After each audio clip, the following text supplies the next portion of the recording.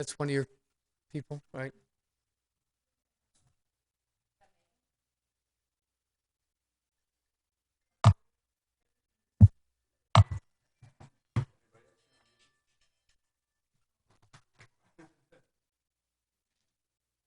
The broadcast is now starting. All attendees are in listen-only mode. Okay, so I have to do like in church where everybody has to silence their phones and, these kind of things, right? Listen, we're real excited to have everybody here. I'm Dr. Bill Tallmer, I'm the chair. And a couple of things on the agenda today. We've got some great stuff from Valerie in the legislative update. We've got some visitors from our friendship in Lake Worth, and we've got some other board members here besides Miss Andrews, and of course the happy to see the busiest man in Palm Beach County, superintendent, and a couple of things, guys. I think it's important to talk about the last year, which is one of our. Everybody says what is normal, right? So we're going to look at some accomplishments, some of the things that we did. We got through our scholarship piece last week, so that was really special, special. And we'd like to share some thoughts about that and kind of look over and Val, think about some of the things you guys have done. We always focus on, all the fireworks, and certainly would love the superintendent to talk about all the great stuff that's going on, and the principals do the same, please, because I think it's important for us to share some good news, man. We're coming out. Everybody's better. We're getting there, and so let's be a little more positive about this ending piece and really start to think about the great things we can do as opposed to what we went through. Okay, that's kind of where we're at.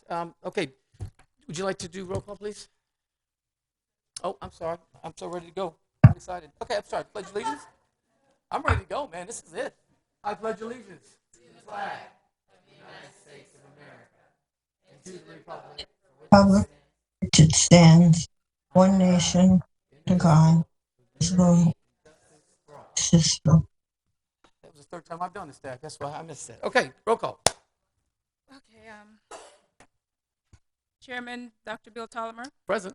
Crystal Clark, Lisa Ryan, Present. Denise Lawrence, Jennifer Sullivan, Present. Nancy Panea, and Councilman Jeff Amara. Here. Okay, so a couple things. We have some introductions, I think. Are you going to handle that, Val? How do you want to? Okay, let's have you do what you do first. Okay, that makes it easy for us. Good evening. Here we are, and it's May 2022, believe it or not.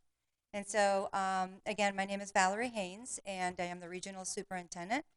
And I am here for the month of May to share with you some of the great news of things happening at our Village of Royal Palm schools. But before I do that, I would like to share with you that we have several guests with us here today. We have our superintendent, Mr. Mike Burke, is here with us tonight, as well as Chief of Staff. Jay Bogus is here with us as well. And we have Mimi from the city of Lake Worth Beach. I had a great opportunity to meet with the city of Lake Worth Beach last week, and I shared some of the great things that you're doing here at the Village of Royal Palm. And then they indicated that they were going to be here tonight to really see the work that you're doing and see you in action. So I'm super happy that they are with us this evening. So thank you for being here as we are creating and developing an education task force in the city of Lake Worth Beach. So thank you for being such a great role model to them. And then, of course, our fabulous principals. We have our fabulous principals that are here this evening, and also Vivian Green, which is our instructional superintendent for elementary schools in the Village Fabulous, of Royal Palm. fabulous. Also, right, Miss Green. That's right. Mrs. Karen Wetzel, she's en route with, Southern Boulevard today was quite a challenge to get through, so she should be here any minute, as well as Marcia Andrews, which is our one of our hardest working school board members here in Palm Beach County. And we have Ms. Rita, and she is here. She's a federal legislative lobbyist. And her son is with us today, too. So this is a family event. We hope that we'll be able to share some great information with you. I don't know what's happening. This happens to me each time. So where do I go from here? Because last time I messed it up and then I couldn't see my slides. Okay, give you Show my screen? yes. I need to click on that. Okay. Yes. And that's what I will do. There you go. There There we go. Okay. I see we also have some of our, do we have some of our members at home as well, or no? We do. We have. Okay. Some virtual? Okay. So I'm going to do the simultaneous thing where this is phase 2. So I wanted to share with you a little bit about some of the work that we're doing, some of the great work that we're doing here with our Village of Royal Palm Schools. One of the things that I wanted to share with you this evening is some of the work that we're doing that will allow us to improve what we do for our students starting next year. We already kind of started this work last year, but we're building on this work. And one of the things that I wanted to show you, this is the why behind it, right? So anytime that we work on a project or an initiative that will benefit our students, because that is the work that we do, we always have to think about why we're doing what we're doing and who we're doing it for. And so this is the why behind it. And if you look at the state, this is the latest one, the 2022 State University System, the Matrix. And these are the expectations from our university system that the minimum expectations for students to be able to be accepted into these universities. So if you look at those expectations up in the top for our Florida universities, and you look at the GPA, notice that S stands for summer, so for summer acceptance, and F is for fall acceptance. Summer acceptance is a little bit more lenient than fall. But if you look at those GPAs, you will notice, like for instance, if you look at University of Florida, students are required to have a minimum of 4.4 to 4.6 GPA, which really equates to HPA. What that means is that students have to take accelerated courses, advanced coursework, AP courses, ACE, IB, to just name a few, in order for them to be able to even reach the expectations of just our public universities here in the state of Florida. But we know and we recognize that the work does not start in high school. It doesn't even start in middle school. The work actually starts in elementary school. And so one of the ways that in the school district of Palm Beach County, one of the ways that we are accelerating the coursework for our elementary students is through math. That is one of the ways. And I know you have heard probably in the past about our accelerated math program, and that starts with our 3rd grade students, but acceleration really even starts in kindergarten. But doing the foundation and the preparation for our students to be able to accelerate, by the time that the students complete 5th grade, they already completed 6th grade advanced math. And so by the time that our students then reach middle school, those students then end up starting as a 6th grader. The first math course they take is 7th grade advanced math. So by the time that they end up in 7th grade, now they're taking Algebra 1 honors and then geometry honors. And by doing so, now the whole group of kids that we have already accelerated through math are able to access those fantastic choice programs such as Suncoast that requires completion of geometry honors by the time that they end up in 9th grade.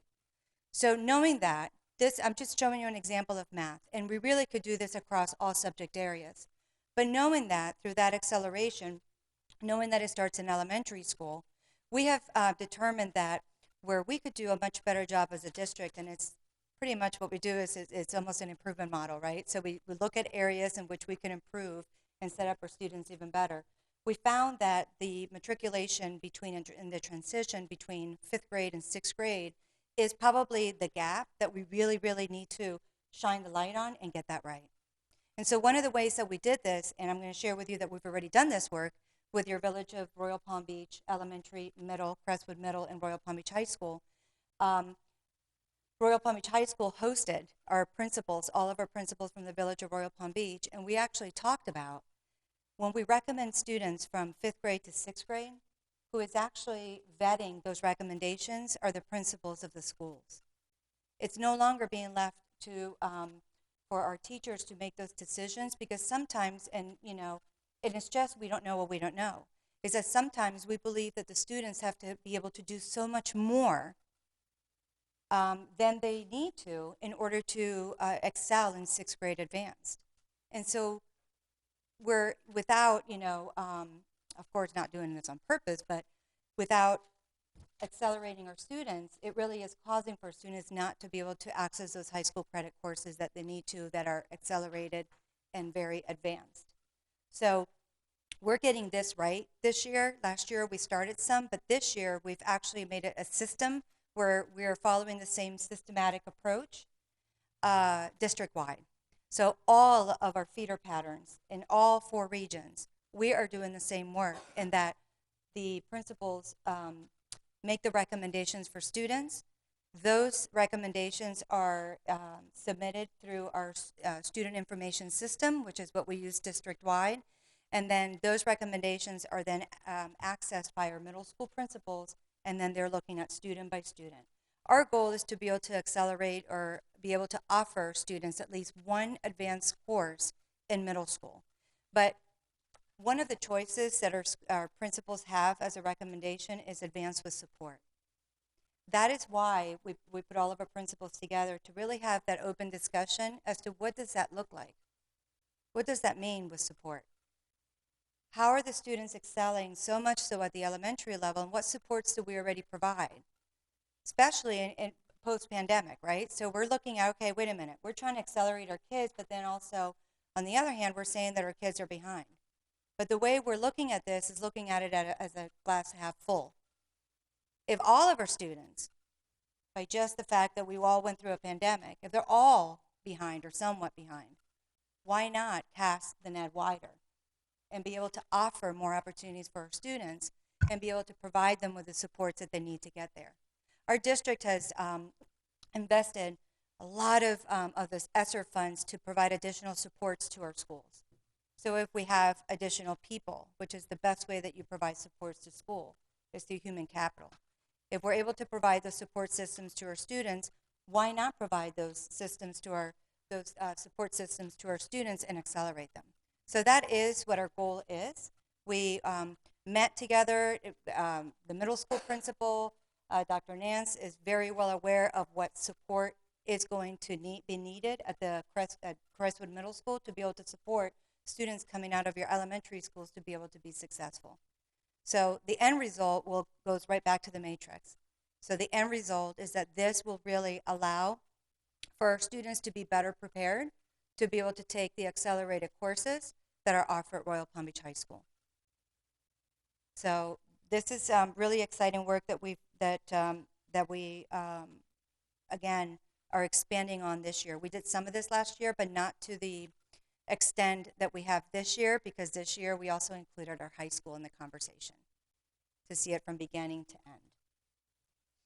Do we have any questions in regards to what I just explained before I move forward with some of the great things that are happening at the Village of Royal Palm? I have a question. Sure. All right. So one of the things we've been talking about over the years was establishing IB programs at all levels. Is that part of this discussion? Or is it planned in any way at this particular point in time? So Royal Palm Beach High School already has IB. One of the things that we had talked about is through the ACE, the Cambridge, the ACE diploma, is that how can we better prepare students coming out of Crestwood Middle School to be able to go into Royal Palm Beach High School. And so I have hot news off the press about where we are with the Cambridge program. That's later on in my presentation, but yes, that is part of it. Okay, well, there is a difference, though, between the IB program and the Cambridge program, is. right? And, yeah, Yes, you can actually walk away, you can actually graduate with an ACE diploma and also an IB diploma. And I would certainly salute the students and the parents to be able to pull that off. But the idea, and it's a kind of a simplistic notion, and I can demonstrate my lack of professional insight by just saying, an IB program that is fed by other IB programs seems like it's going to be more successful than any other alternate path. I'm seeing a no shaking of the head. Again, that's no. I was looking past the superintendent to the principal. Focus here. Jeff, I'd like the superintendent to come back, if you don't mind. I mean, Yeah, it does go like that. stop reading into things. He's doing work. I get it. And so that's a good point. So you're talking about, Dr. Nance, your program as the IB comes in, right, and we start to feed together and do those things or anything and that moves the line all the way from elementary all the way. That's what you're talking about, right, Val? That's Just exactly aligning right. all that, making sure those competencies are there, building and building, and then by the time they get to high school, they'll be able to feed right into the collegiate side, right? Right, and then another way too is looking at students' interests, because as we know with the reading, with that research from that reading piece, whereas students that are interested in a particular subject will be able to handle much more complex text, right? So the baseball theory, and that if a student is a baseball player and truly understands the rules of the game, that he or she will be able to read at a much higher complex level than any other subject because they know it and they love it and they understand it. No different than if you're a student who's really into science. You know, I probably would recommend the student go into advanced science because they love science, it's their interest, and they will work that much harder because it's interesting to them. Same thing with social studies. So that is type of the work that we're doing at the elementary level, noticing that that's the gap. That's where I think we need to do much better. Okay, so just to clarify here, yes, I was not suggesting that the superintendent was shaking his head no, Right. but I am willing to be educated. Mhm. You like that? A little play on the whole thing. So I'll have a conversation certainly with the principal to try to better understand, because as I said, I really don't understand the intricacies of that. What I do understand is the complexity and the challenges of the IB program, and it is amazing. It is absolutely amazing. So the only thing that exceeds that are the students who are involved in it. So thank you for that. I appreciate it. No worries. Okay, so we're going to move on and let's talk about some of the great things that are happening in our schools within the village of Royal Palm. So over at Cypress Trails, Principal Mr. Salter, Cypress Trails Elementary celebrated Take Our Daughters and Sons to Work Day on April 28th. So you will notice some great pictures of some of our daughters and sons from some of our staff and faculty members from Cypress Trails. It was a joy to share our love of being educators with our children. Also at Cypress Trails, we have the Family STEM Night. That was a great time. Thank you to the Medical Sciences Academy students from Royal Palm Beach High School for volunteering to conduct activities in robotics division of the Palm Beach Sheriff's Office for a really cool demonstration. And it shows the partnership between our secondary schools and also Royal Palm Beach High School. From H.L. Johnson, Principal Crystal Amato Kusharski, we had April is all things green. Ms. Val? Yes. It is Dr. Oh, doctor. Just walked across this That's right. weekend. Thank you That's very right. much, Ms. Amato. That's right. Dr. That was part Amato. of my- Congratulations. Sorry, I Congratulations. had to give you some props for that. No, I appreciate you. Thank you. Thank you, Dr. Thalamer, from one doctor to the next. H.L. Johnson Elementary, April is All Things Green Month at H.L. Johnson. Safety Patrol Campus Cleanup, Monthly Green Day Trex Competition, collected over 2,365 pounds of recyclables this year. First school in Palm Beach County issued 2 growers permits, UF, Institute of Food, Agriculture, and Agricultural Sciences, Palm Beach County Extension Office.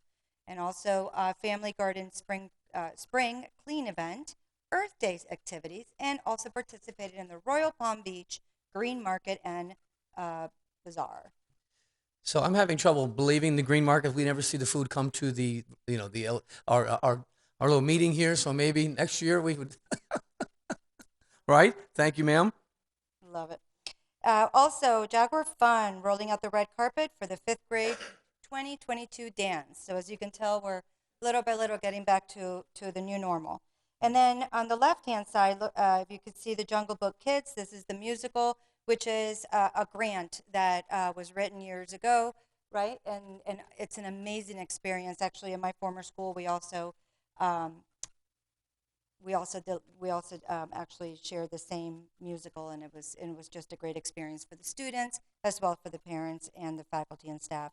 And then the Royal Palm Beach Rotary Club honored HLJ's Stacy Connor with a Crystal Apple Award 2022.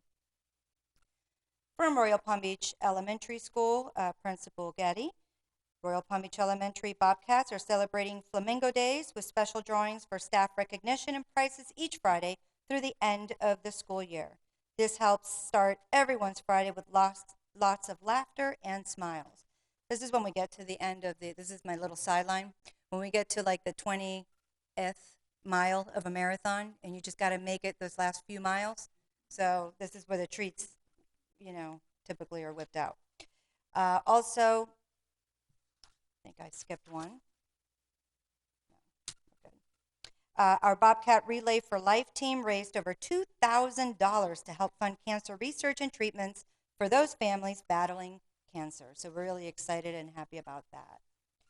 Crestwood Middle School, Dr. Nance. So they had the 2022 SECME Olympiad, and our SECME team won 3rd place in this year's banner competition. We are so very proud of our Eagles. Congratulations. And guess what? Hot off the press. So Crestwood Middle School was just recently approved as a pre-A's program that, we were, I think last time you noticed that we were pretty sure, because we know the work that's happening over at Crestwood Middle School, and we were pretty sure that this was going to be approved.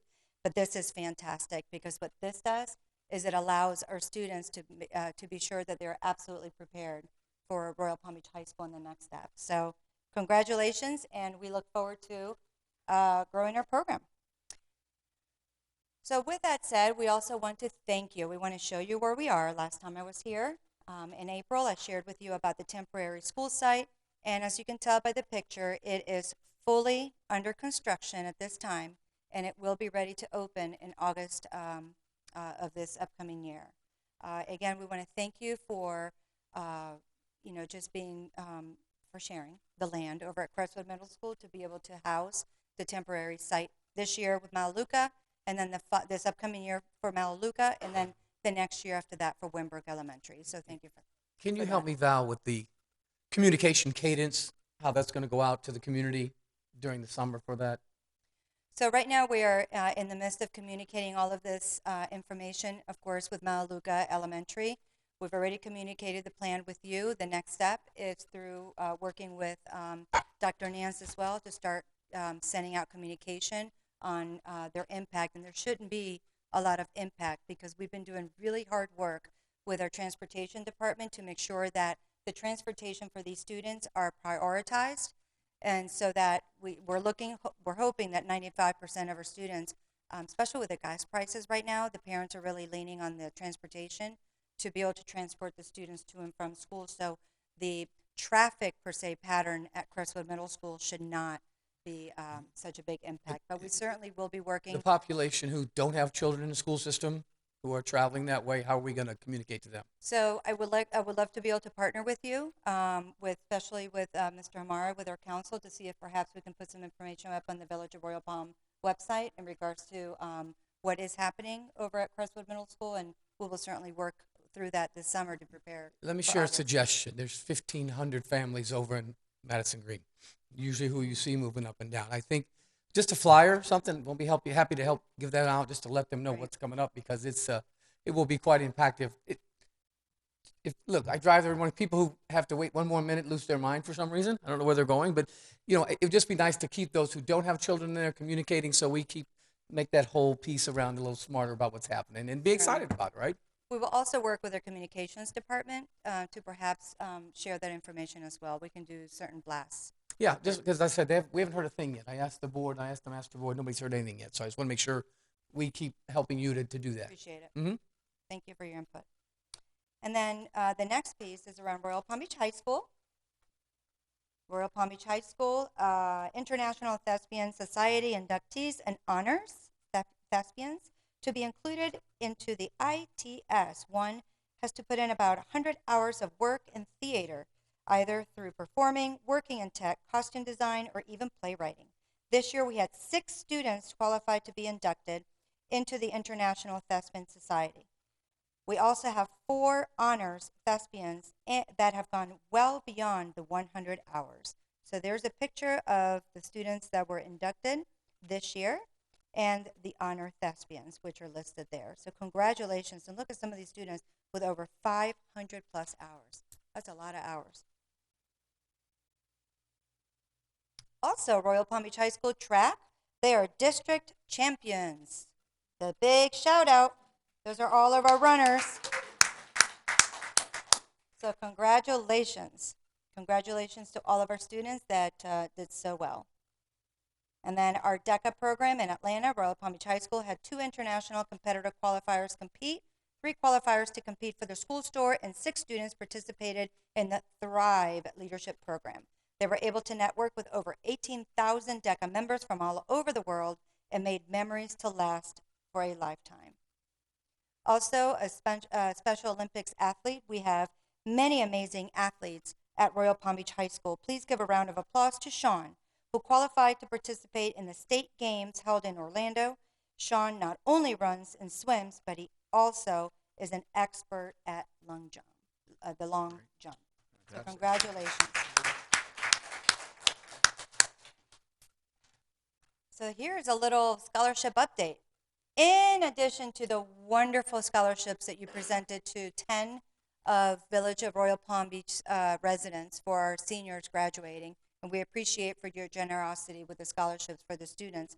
In addition to that, we have Royal Palm Beach High School senior class so far of 2022 has been awarded over $2 million in scholarship funds.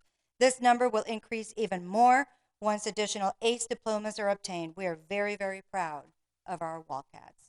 And as you know, our goal is to be able to graduate and have 100% of our students walk across that stage. And so that's coming shortly. May 23rd at 6 p.m. Graduation ceremonies are scheduled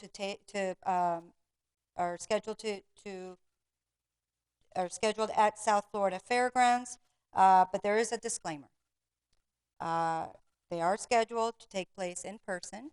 They are scheduled to take place in the same manner in which it had been done in the past years. So different from last year, right, where all the students and the guests are in one room instead of 2 separate rooms. That is the plan for this year. But the disclaimer is that please be advised that due to unforeseen health conditions, the district reserves the right to amend the format of these ceremonies all the way to the last minute. So, I have to throw out the disclaimer. So we're super excited for our students that we will be celebrating the class of 2022. One more point, Val, Michelle. I just want to thank you for Alexandra. She was amazing. She's very funny, energy. Yeah. Well, there's some things I can't help, but it is what it is. But she served. What happens in our piece here for those that are, we have a student representative from the high school, and they are just the most amazing, engaged. I just can't say enough about them. They just people who don't believe we have good kids aren't anywhere near kids. They do so much, and they're so excited, and they're so involved, and they're so positive, and they do so much for others. She was just a blessing and just a shine, and we've had, 15, 20 we had before, whatever it is, Jeff, right? They're just amazing, amazing students and amazing humans. So I just want to say thank you and look forward to the next year's piece that we can put up here and just get them experience on being on a local board and things they can do and bring us updates every time. And I just want to say thanks to those students because they make us humble, right? And they tell us what's happening in their world, and they also help us with technology, right? So thank you, Michelle. I appreciate that. At this time, I would like to invite Mr. Burke, our superintendent, to share his thoughts, and then Ms. Andrews right after, and then I will then bring our Chief of Staff, Mr. Jay Boggess, for the legislative update. Mr. Burke? All right, thank you. Good evening. It's a pleasure to be here. I've been on the job now almost about 10 months, and I've been with the district for about 25 years, most of that time as CFO. But 10 months as superintendent, and I'm really enjoying it. I'm honored to lead our school district and to work for our school board. Joined here tonight. We got a couple board members. I just want to mention again Ms. Marsha Andrews and tell you it was, I think, my first day on the job, and Ms. Andrews said, you got to get out to Royal Palm. You got to see what they're doing with their education committee, and it's a model. And it's kind of come full circle a little bit because we've got Lake Worth here and board member Erica Whitfield we're kind of studying you all tonight, to see how we can, that's the highest form of flattery, right? When people want to replicate or, some of the work you've done. And so before you go on there, yes, just to demonstrate how impactful that kind of suggestion can be, I remember that as we were walking off of the Royal Palm Beach High School football field, you leaned over to me and said, I got to get to one of your EAB meetings. I'm thinking, well, that's really nice of them. I just made it, right? Graduation's May 23rd, and it's May 9th. I snuck it in under the wire. We appreciate you being here. But yeah, sorry I was not here sooner. It was we were having trouble with the calendar. This one I said absolutely. Oh, This that's is the last fantastic. chance. Got to get there. And then it's nice to meet Miss Rita Solnit's son. I've heard a lot about you over the years. Welcome. Uh, so anyway, I had a few I heard Ms. Haynes, thank you for allowing us to do the temporary school, bringing in Melaleuca. Greatly appreciate your collaboration there on the Crestwood campus, and we'll try to make that as seamless as possible. Uh, this school year's been it's been great to get everyone back in person. The coming off of last year, at our highest point when we finished last school year, about this time last year, we were still 65% in person, 35% at home. So opening up this year, back in full gear, everyone on our campuses was very rewarding, and it was challenging because unfortunately the Delta variant kind of disrupted what we thought was going to be an easier opening, and we were thrust back into some of the most challenging times the pandemic had presented to us. But our team did great. I was always proud when I was out in schools, despite what noise might be going on in the community, when you go out to our schools and you see the kids, as you mentioned, they were happy to be there. Teachers were happy to be there. And yeah, it was nice to get to go to a football game. We tried to bring back everything in earnest with our sports and our clubs, and we knew our kids needed it. And, being out for a year took its toll, academically and social emotionally. So Ms. Haynes referenced the referendum. That's when I used to see you all. I think I had the pleasure of maybe coming out years before to promote a referendum. So in 2018, we passed that $1 million that half that money is going to really improve teacher pay in Palm Beach County significantly with what we call referendum supplements, where at 1 year of experience, you get $1,000 added to your salary each year. 5 to 9 years, you get $5,000. 10 years, you get $10,000. We did that because we were losing too many teachers, and we thought, let's try to keep them here in Palm Beach County, and also helped us recruit from some neighboring counties. So that's up for renewal, and the other big parts of that is the mental health. We have a mental health professional in every school, which they're busier than ever now. And then we increased the size of our school police department. And then the thing that really started it all, when we first did this in 2010, was that first quarter mill continues to go to about 750 teachers in our fine arts and choice and career and technical education programs. So it's really critical. We've grown dependent on that. Our teachers depend on it. So you're going to be hearing more about that as we lead up to November 8th. But I think this year has been a success. We went into it. We did develop. We had the benefit of some federal funds, the ESSER dollars, and Ms. Solnitz kept us up to speed on all of that, and the American Rescue Plan, and that allowed us to develop what we call our Student Academic Support Plan that we've been carrying out to provide additional supports to our kids, whether it's more summer school offerings or tutorial programs. One of the things that we did that seems to be really popular with the kids is the paper. It's a product. It's a vendor that provides online tutoring, our homework assistance. It's real time. The kids can use some of the skills they learned being at home. They zoom into a virtual teacher, and they can pose any question to them. They get connected right away, and the usage has been tremendous. Like I have a dashboard. I could check the numbers. I should have checked before I left tonight, but I think over 9,000 kids had availed themselves to it months ago, and or more than that. But the number of sessions is staggeringly high. We get a full report. The kids get surveyed afterwards if it was helpful to them. They love it. It is helpful. I think the parents appreciate it too. I thought I was pretty good in math in my day, and then some of the kids bring home. There's a new way of teaching things now, so I've been posed. I remember getting posed with some hard questions from my own kids. So anyway, that's been, again, it's about how do we do things to really help us bounce back, and I think we're making some progress there. We are. I mentioned the referendum with the $1 million. We also have, of course, the 1 penny surtax, which the schools get 50%. And you guys are a part of that as well with the Village of Royal Palm. But that passed in 2016. It was to go for 10 years, but we did include an early sunset provision if we hit it's $2.7 billion total for everyone. Our share of that is half, or $1.35 billion. But it looks like we will probably trigger that early sunset provision, which would mean rather than going all the way till December of 26, it could end up in December of 25. And we'll have to, barring any unforeseen real change to the economy, right now, Palm Beach County's sales tax revenue is very strong, and if it keeps going like it is, we could see that early sunset, and we're bound to honor that. But if we hit that, that means we've generated all the funds that we expected. One of the things I'm spending time on now is developing a new strategic plan for the district.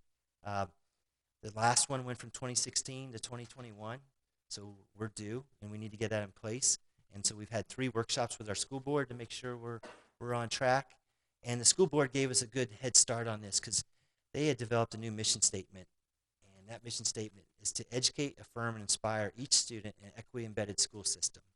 And as we sat back to say, okay, how are we going to craft this plan?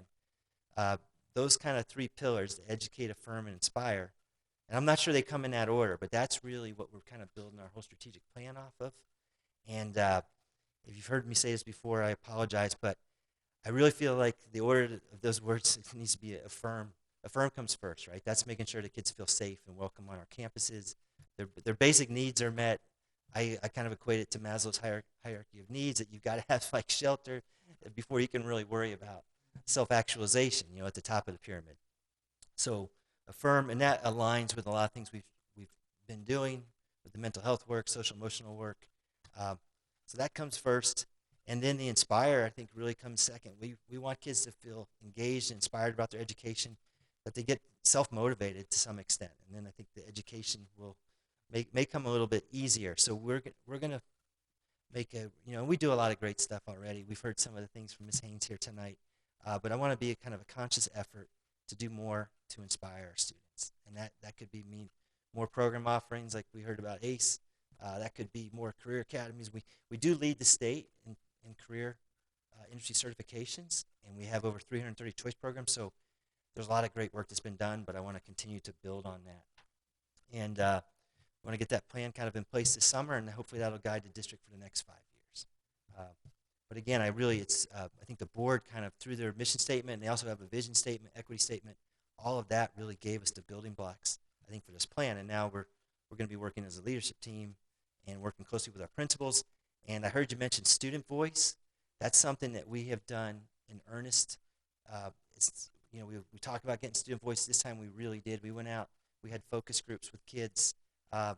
We focused on the high school students, but we asked them to kind of opine about their whole K through 12 experience. And questions were put to them like, okay, if you got a cousin that was getting ready to start kindergarten, what would you want their experience to be? How might that be different than what you've had from us? And we got great feedback. The kids, one of the things that came in loud and clear was financial literacy. And they may not always call it financial literacy, but they said, hey, we want to know how to live. Like, how do we make money? How do we pay our bills? How do I get my own place? How do I get car insurance? And that kind of aligns with something that came through the legislature this year. We had a half-credit financial literacy. And that also aligns with things that we've heard from the parents. So I think you're going to see more around that.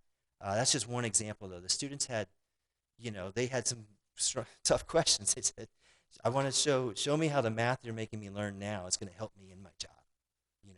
And some of that's going to be hard because I took a lot of math, and anyway, but we're going to take their words to heart. It did help me, right, with the finance background, but I don't know. I haven't done a whole lot of algebra, I guess, a little bit. These kids are thinking entrepreneurial finance. It's really not financial literacy. It's entrepreneurial. They're buying and selling tennis shoes. They're buying and selling old merchandise. We had 2 of them sit into the vending machine and go, all right, how much money are you making on that? What do you have to do? They want to put their money together to get a vending machine. They're side hustling. They're gig workers. It's really, they're not afraid to hustle that. We've got them in a block that's 1970s. These kids are out ready to go do it. They look it up. They see these influencers, what they're doing. They want to know how to make a business and how to do that. So it's great to hear that initiative because these kids are ready. They're already doing it. They're doing it without us. Right. It's costing me a little more than I care to, but it's okay. It's a good financial lesson, but they're all doing it, right? Wouldn't you say? Yeah. Yeah. Right? So happy to hear that. Yeah. Well, anyway, I want to just really was here tonight to thank you in person for the collaboration and for making yourselves available to me, Councilman Amara, Mr. Thalmer. We've exchanged plenty of text messages. If you see something in the community you're concerned about, or just looking out for me, and say, hey, you might want to pay attention to this. I greatly appreciate those communications. You know, I think you said I was the busiest man in Palm Beach County. I'm not sure that's true, but if there's a busiest woman award, I'm going to nominate Mrs. Andrews and Mrs. Whitfield. Uh, Mrs. Andrews, as you all know, if there's an issue in her community, in her district, she's on it. And I know because she'll, you know, it can be 7 in the morning. She's already been on one of her campuses for a half hour, and she's directing traffic, you know, or she's walking I've the seen her. campus. 6:30. So There pretty she is. incredible resource we have that we share together. And again, I'm just thankful for this whole format, that how you've embraced and supported our schools in the village of Royal Palm Beach, and look forward to working with you into the future. Before you leave, we got a couple things this group would like to just share with you, and I'll start just by, listen, Valerie, Dr. Wetzel, you know, Vivian, that team you got sitting out there, they're amazing. They're amazing. What they're juggling, what they're doing, and they hired the best set of principals we can have. And that makes our teamwork a whole lot easier. And that's where, if you're learning anything, collaboration is the word we have to have. From the district all the way down to this level, all the way down to the beaches. Because we're all on the same page. We're all working towards each other and have that collaboratory. Everybody wins. Everybody wins. And so we appreciate that support. But you need to know from down here what's happening as they move up, because they're just amazing people that really share their expertise. They're always out, and the principals, they talk to each other all the time. That communication is wide open. So this is one of the, I just needed you to know that from your team, because from us, it helps us to be better as an advisory council for sure. No, that's great to hear. I suspected that might be the case, but it's really, really good to hear. And, you know, I will say, as coming from my background, which was mostly operational side, I don't profess to be an expert in all areas. So I make a point to, you know, meet with our principals each month, all the groups, so the principal representation, our principal supervisors, and they play a key role in making sure I know what I need to know to make good decisions. Questions? I do have a question. This might be something that you're going to cover in your legislative update. But I work for the Cultural Council for Palm Beach County, and we actually just had a meeting with some of our organizations who are doing programs and field trips in the schools. And they were asking some tough questions on how to navigate some of the new legislation that's coming out of Tallahassee, including the Don't Say Gay bill, and I think it's HB 7, the woke bill. And they're somewhat afraid of some of the programming that they're trying to bring into the schools, and how, even though it's not K through 3 in particular, this one was in 6th grade, they're a little worried about how to navigate. How are you preparing teachers and classrooms for that? And is there anything that, I'm speaking from the cultural community, but even as parents, like how are we navigating that? So a couple thoughts there. First, I don't want anything to impede the opportunities for our kids. And we want to do more of that. That's part of the Inspire. We're talking, you know, I've been meeting with the Norton, Kravitz. I'll meet with the Science Museum, like everyone. I want, you know, we have a proud tradition in Palm Beach County where the safety patrols in 5th grade go to Washington, D.C. And when I'm out and about, like in the community, if I talk to somebody who's an alumni, you know, from my age, whatever, that's what, usually they'll bring up, if they were safety patrol, I hear about that. And I want to have more traditions like that where, you know, we're working on something where every 2nd grader goes to the Norton. You know, so I want to build on those relationships, and I do want to use some of this federal money to, like, get that kick-started. At least we've got a couple more years of those dollars available. So we're going to be all about doing more of that, especially coming out of the pandemic.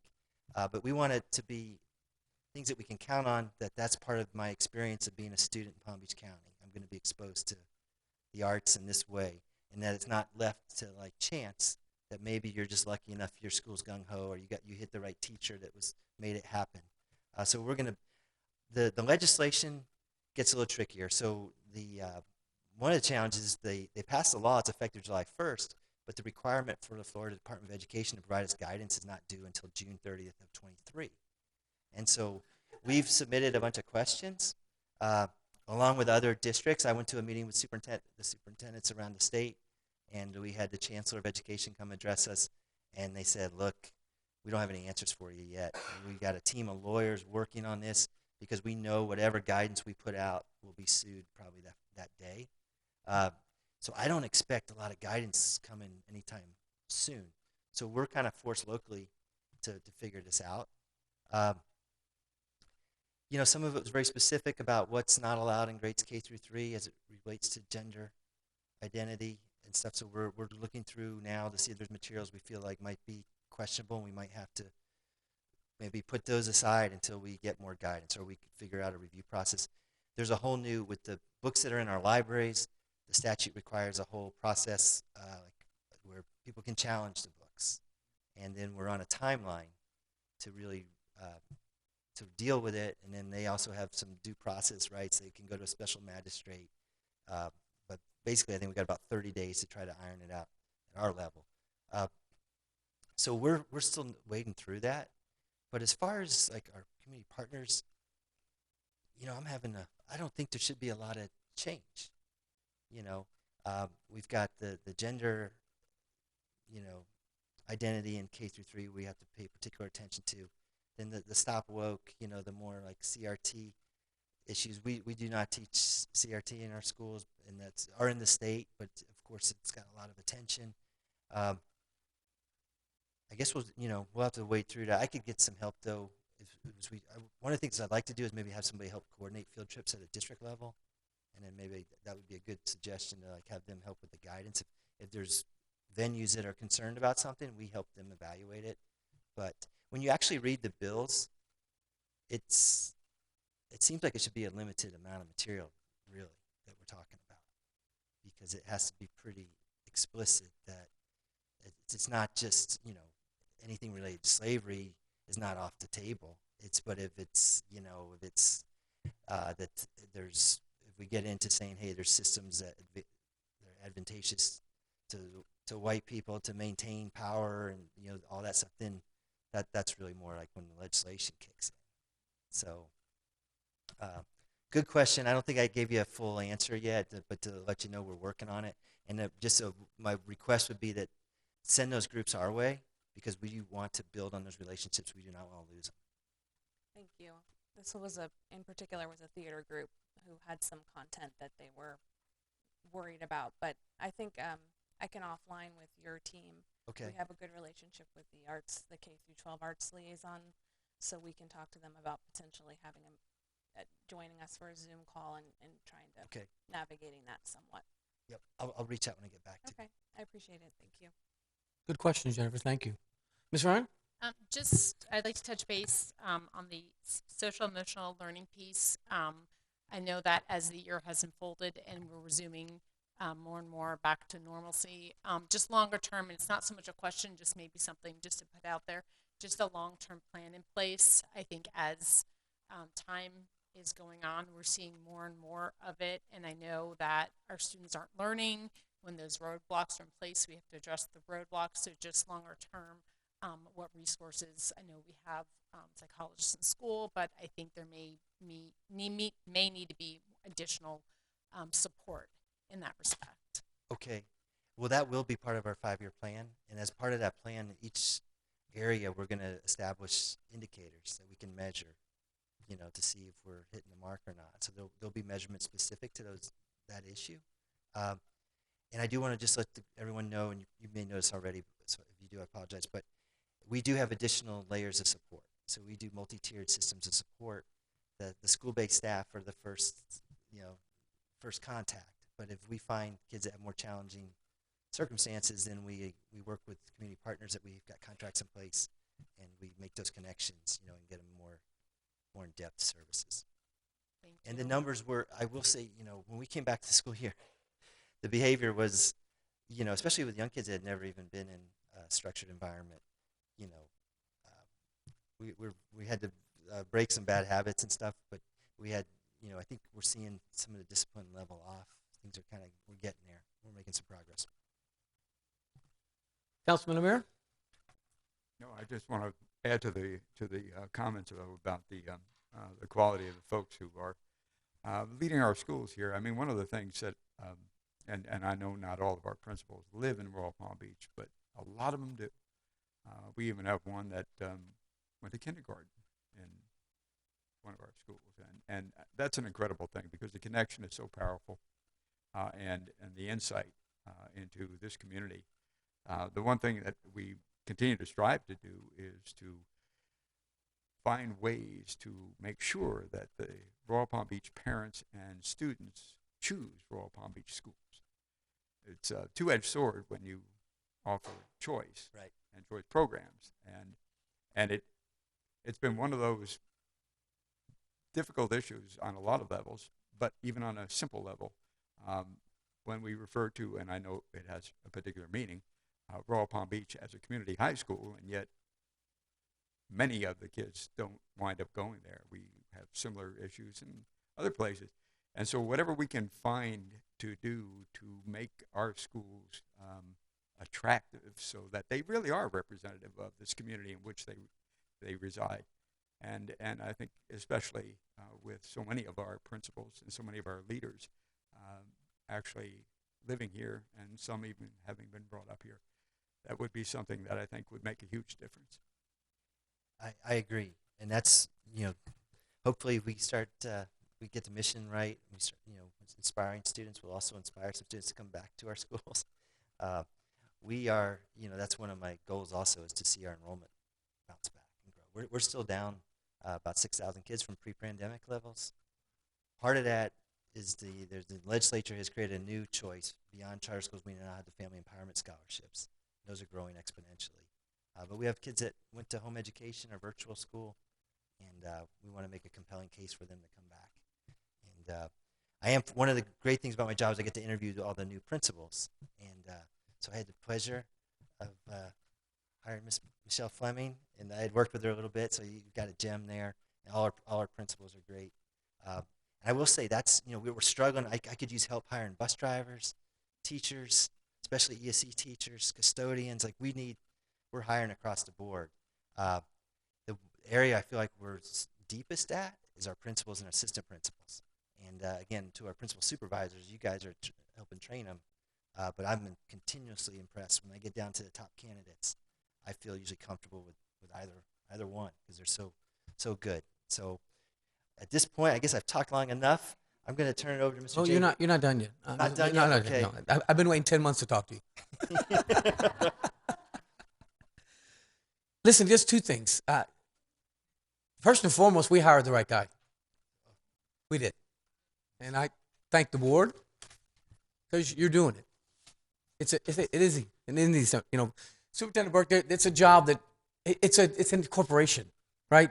There's 22,000 employees. There's 180,000 kids, right? This is a corporation, $4 billion budget. We hired the right guy. And part of it, this group out here will tell you, is parent involvement. And the groups, I'm going to cite Greg Wunsch here, who's one of your employees, also shows up traffic every morning at the high school that we do. And there's a $70 million grant out there the governor has about really bringing dads and some pieces back into that parental involvement. We worked with Michelle a little bit, and she's trying to get in the community and trying to do this. And our own board member, she's trying to get there as well. And we're trying to get them out here. And for some reason, we just can't find the right way to. This $70 million is sitting out there for this type of initiative. So we would really like to help you and be part of that to get some of that parental support piece in, because what we see is when they have support, it is a great piece that gets them empowered like you're trying to do. It gets them consistently at school, and they really start to grow. And I think some of that is missing. And the schools that have it, you all know, they're great. And I'm sure Dr. Wetzel at Suncoast, you probably had a little too much parent involvement. They're very active there. But that kind of, it's a male-dominant, also father piece too, Superintendent Burke. So if you can think about that and let us help you kind of put that together to get the school systems of support and the parent support to get in and do what we do. Because eyes and ears in the school, right, are invaluable. And you know what the cost is for that, for dads to get involved? Zero. So that's the one piece. And just school safety is always important. And, you just hired a new police chief, and you've got some real vision on this. And I'll tell you, working with them every day, there's some challenges they're trying to get through and things. But when they know the students and they're part of the community, it's because they get moved a lot. I think it prohibits a lot of things. So can just for 5 minutes or so, just talk about the new police chief division and some of the things you're talking about. No, I was really excited to be able to land Chief Ceremony. She's our new chief of police. She was sworn in on May 4th. You may know her. She did 27 years with City of West Palm Beach County native. stellar track record. She worked her way up to chief in West Palm. It has to be one of the most popular decisions I've made because as soon as it was announced, my phone started just blowing up with texts about, wow, you've really landed a great hire there. So I've had a chance to, as part of the interview, I talked to Chief Mooney quite a bit. We've got some issues to address in our department. The main one is we're short-staffed. With the referendum, we really wanted to double the size of our police force, and right now we're short about 58 officers, and that could be changing on a daily basis because I know we've hired a few, and sometimes we might have lost one to retirement coming up soon. But anyway, that's 58 out of we still have about 250 officers. So we can cover all our schools with at least one officer, but we'd like to be fully staffed. So in the interim, until we can recruit up, we are contracting with the sheriff's office and some of the municipalities around town for extra coverage. We got about 37 officers that are on a contractual basis, but that's going to be kind of job one for Chief Mooney, and she's got some thoughts around that. We've got some officers we may not be able to land.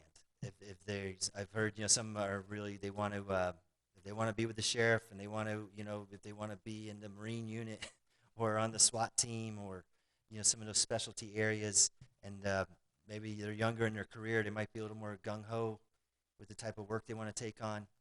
We know we're not going to get all of them. We've had great success though in recruiting officers that may have done 25 years or 20 years someplace else and relocated to Royal Palm Beach or wherever. And sometimes with that experience, brings wisdom and the right temperament to work well with kids. And so the governor had passed a $5,000 recruitment incentive to any law enforcement agency where the officers, it's their first time working in the state of Florida. So we think we have some opportunities there to maybe kind of look around the country and find some folks that might be relocating and encourage them. But one thing we offer is a great calendar. If you have kids or grandkids, it lines up with the school calendar. We offer a predictable schedule. You can work pretty much around school hours. You're not working midnight till 7 a.m. So we've got some good things. We're at the bargaining table with a PBA working on the compensation. We're going to be increasing that. Hopefully we can get an agreement soon. So that's a big part of Vision is shoring up the force. The other part, and where I really like Chief Mooney's take on this too, was let's focus on being school police, right? That's our job. That's our mission. We do not need to replicate the city of West Palm Beach Police Department or Jupiter or Boca. We need to be focused on our core mission, and that's protecting the schools. And part of that's going to be really forging and strengthening our relationships with other local law enforcement agencies. And we do that, and even our interim chief, Mr. Patrick McCutcheon, started that work and was doing a good job with it. And Chief Mooney has great relationships throughout the county because we know if, God forbid, if we ever had a real serious event, we're going to want anyone who's in close proximity coming to our aid. And so we do have those mutual aid agreements out there, but we're going to be building on those relationships. And I'd say that's my two major things. And we may, if there's some things that we need to, like we had created a SWAT team as a school district, but I don't think, that may not be the best use of our resources. The sheriff's got a SWAT team that can be anywhere in the county within 6 minutes. I couldn't compete with that type of coverage across this large county. So we're going to be evaluating some of those things, and probably maybe going back to basics a little, but I think it'll better serve our schools. Well, again, let me reiterate, we made the right hire. All right, I Thank you for appreciate that. taking your time. Thank you for coming I'll down. be back next year. Yeah. Hopefully you'll feel the same way. Jacqueline, we have to slot him in for every May. So Mr. Jay Bogus was another one of my great hires. He's our chief of staff, and he's got a multiple responsibility. Oh, I'm sorry, I'm getting out of order. No. My mistake. I'd like to introduce Ms. Marcia Andrews, board member for District 6. You all know her well, and certainly no stranger to these meetings. I know you're at all of them. Thank you so much. Yep. And good afternoon to Good the afternoon, Royal ma'am. Palm Beach Education Advisory Board, Dr. Thelma and the team here, and Jeff Hamera, my neighbor. Yes, I'm home today, and we are in a good place. We are where we need to be. We certainly will grow and do better, but we're in a good place. I want to thank the village for always having our back, being the lifeline of the school district of Palm Beach County. Mr. Burke, I stand here every month, and Dr. Thelma and this team says to me, make sure you tell Superintendent Burke we have his back. We support him, and we know it's going to be good. And it is getting better every single day. So I'm here to share good news. I know you've heard a lot of good news already, but I'm here to share good news. The good news is we've got the right person. So let's give that a big hand. And we've got the best principals. You see a cadre of them here tonight. And we love you all so much. We've been through the meal with this pandemic for 2 years. And you held it together for our boys and girls. And so let's give that a big hand for the leadership at the schools. It starts in the schools. It starts with great leadership. And it also starts in the classroom. It's always about our teachers. Just last week, we had teacher appreciation, and all over the county, there were great things happening for our teachers. But we try to make great things happen for our teachers every single day. But we love our teachers. We know without the student and without the teacher in the classroom, nothing happens. And we put the priority with our school centers right in the classroom with hiring, recruiting, and retaining great teachers, and knowing that we have wonderful students, and they depend on our teachers every day. So I want to tell you another bit of good news. We can never pay our teachers what they're worth. But Mr. Burke and Ms. Whitfield and the board, we did do a pretty decent job with the salary raise recently.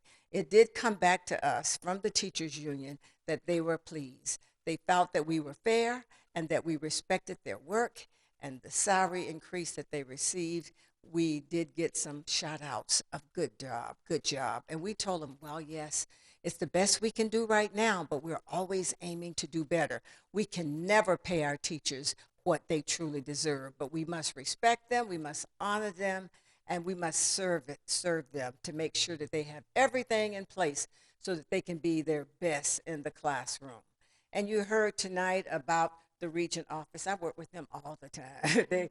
they talk to me all throughout the day when there's little things here and there. And I try to tell the parents because it's really important to have great communications with our parents within our community. And they say, well, Ms. Andrews, you need to make this happen. I said, well, I used to be a teacher and a principal, but really I'm not an administrator anymore. But you have excellent administrators in the school district of Palm Beach County, and especially right here in the village of Royal Palm Beach.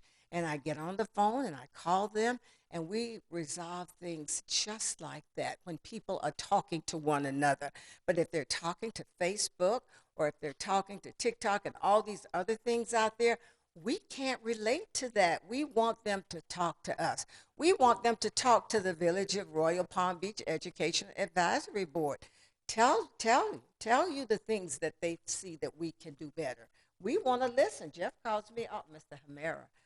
Councilman Hamera, he's my friend and neighbor, calls me all the time, and we rehash things on how we can make it better for children.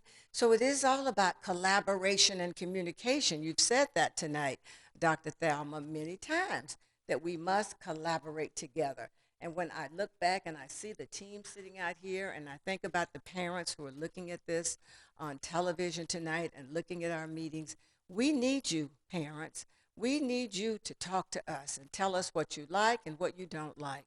With all the laws and the rules that are coming into play that's been deemed by our legislature and our governor, we don't fear them. Maybe some of them are really way out there and there's a lot we've got to do, but we can work through it. We can educate people and let them know exactly what the law says we can do or what we can't do. We can always be honest to parents and let them know what we are doing and what we're not doing. And as the laws are passed, we want parents to know we do follow the law.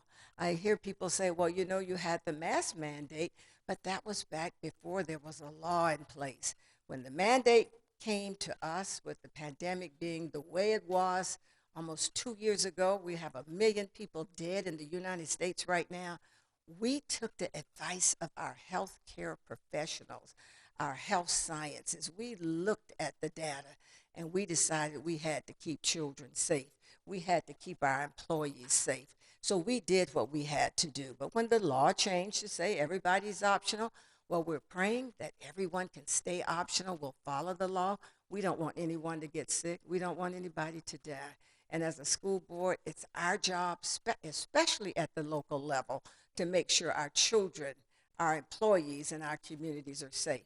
So we're in a great place today. I'm a little bit of everywhere now. I can tell you it's open. We're back because my schedule is so busy, I can't get everybody worked in. And that's a good thing. That's a good thing because graduations are getting ready to happen, Mr. Burke. We're going to be busy, busy, busy celebrating all the great children graduating from Palm Beach County School District. We're going to the Dwyer Awards tomorrow night. That's a big deal. We were just out at the Manatee Lagoon celebrating the finalists of the Dwyer Awards. So when you think about all these great teachers that we have here in Palm Beach County, we celebrate them. We will be celebrating them tomorrow night. When you think about the Pathfinders that's coming, we're celebrating. We're celebrating. We haven't been able to celebrate for a long time. We've been celebrating on the computer, but now we can shut it down and go outside. And this is one of the things we're talking about in the strategic plan, Mr. Burke, getting our children outside, closing down the computer, getting a chance to relax and unwind and meditate and work together with their friends and collaborate and know that you can exercise and do yoga and do the fun things in life and not be looking at a computer screen. This is where we're moving toward. As we move forward for this new school year, I have great hopes that all of this will be our new normal, that we won't have to do Zoom meetings unless we want to, or Google meetings unless we want to, and that we're going to have more outside activities for our children so that they can relax and enjoy. I'm not talking about just PE. I'm talking about getting out and breathing. And I love to do that at home when I walk my dog, breathing the fresh air and having a wonderful time. This is what we have to teach our children. We know that mental health, emotional and social is a big thing after being locked down for 2 years. We've been locked down, everybody. The children have been locked down. So when you see sometimes they can't communicate well, you may see a fight or you may see some disagreement. We're trying to do more restorative justice programs. We're trying to do more counseling with students to let them know it's okay sometimes if you don't feel well. Tell somebody. Let's help you work through that. You don't have to solve it in your own way. And we're working on that. I hear people saying, well, you know, there are more fights than ever before. I used to be a middle school principal and a teacher, so I know about fights. But we don't want children fighting. We want them working together. That's why we're going to have to get them outside. We got to do more activities, and we've got to celebrate them to let them know this was bad, but we made it. We're still here. We made it. We made it, Palm Beach County School District. We made it, principals, teachers, parents, you made it. You were under stress, and you're probably still under a little stress, worrying about how you can catch your children up if some of them had unfinished learning.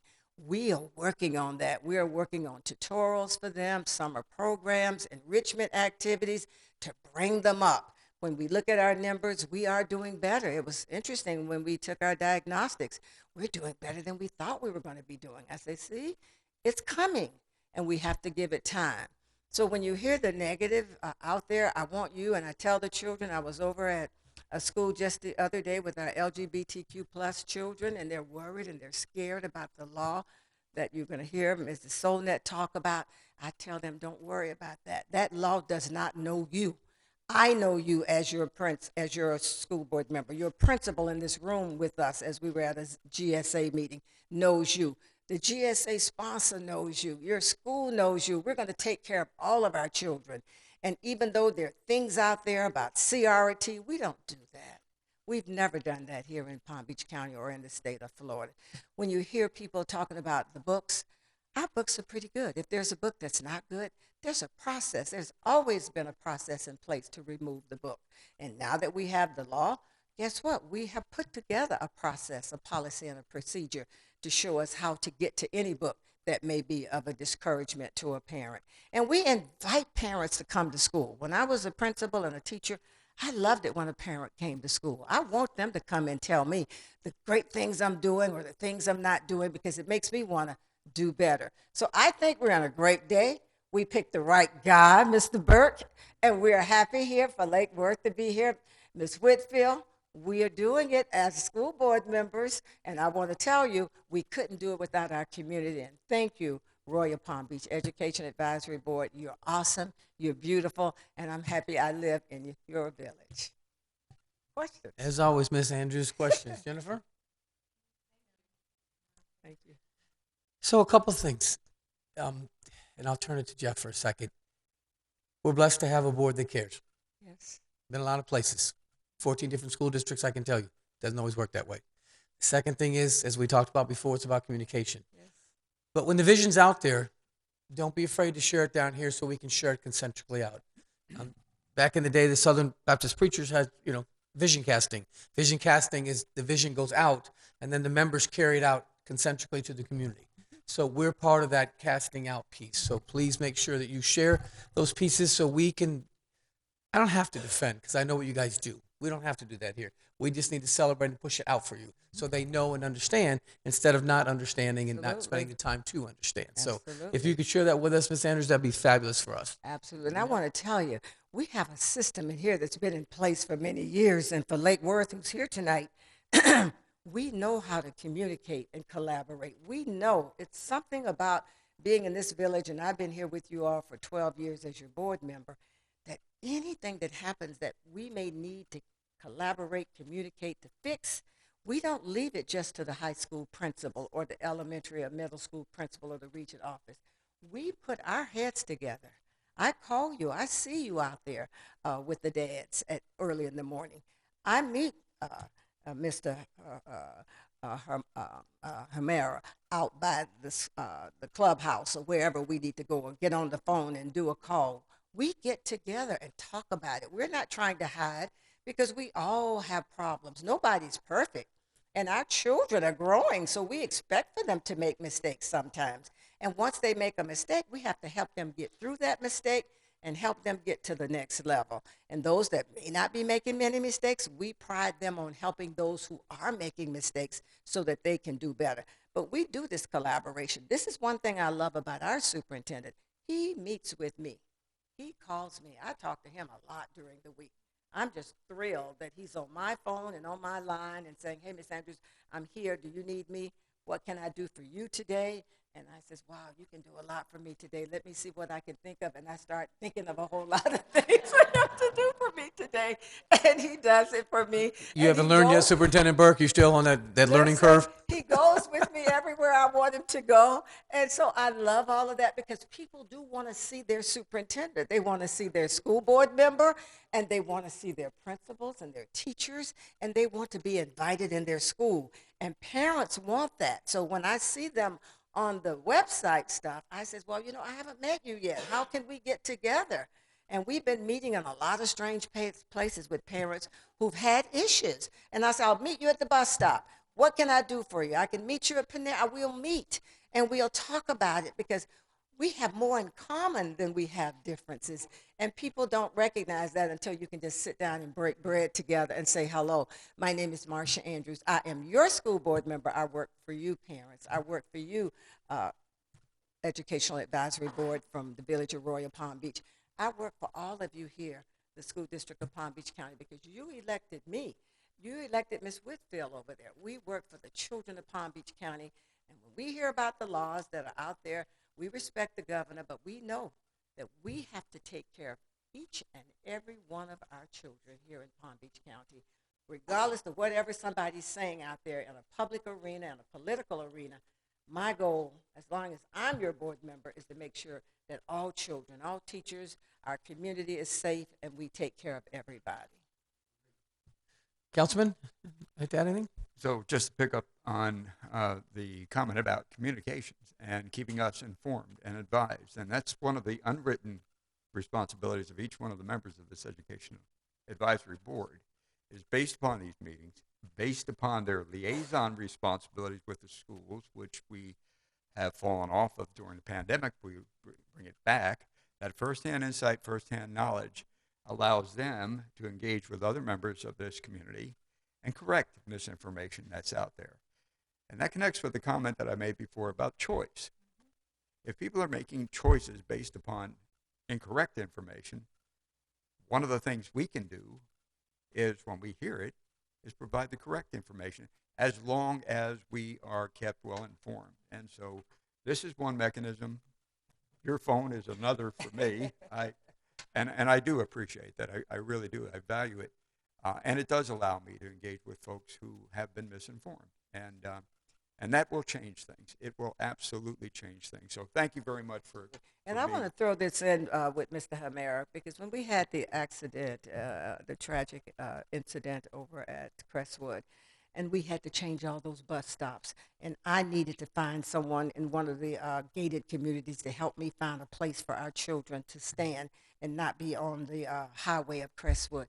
You were with me. You sent me the names of everybody I needed to call, and we got that done. We took everybody off of Crestwood to make sure that none of our children were in danger. But that was from a call between the two of us and working it out together. So sometimes you may see me at a board meeting doing the work, the policies, and working with Superintendent Burke, but I will not hesitate on being on the ground for any parent, this commission, this village council, this community, any school, and I don't run schools, but I have no problem in coming to a school and being with the principal and helping them in any way I can, having been a teacher and a principal, and my years of experience. I just know it will always be better when we're all working together. We don't have to criticize each other and be mean. We have to, especially at the adult level, be good so that we can model great behavior for our children. Amen. We thank you, ma'am, as always. Thank you, as always. Can't believe it. Still here.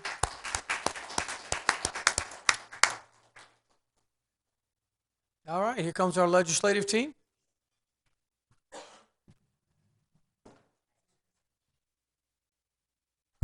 All right, welcome. Well, welcome myself, I guess. There you go. You Thank are you, Jay. welcome. Thanks for We do coming. appreciate it. I'll keep with the theme of collaboration, communication, and transparency.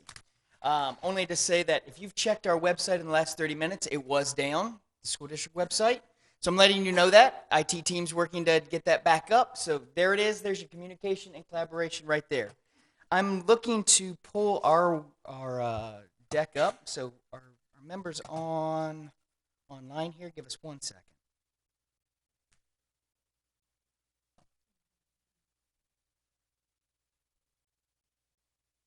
All right. Winner. Okay.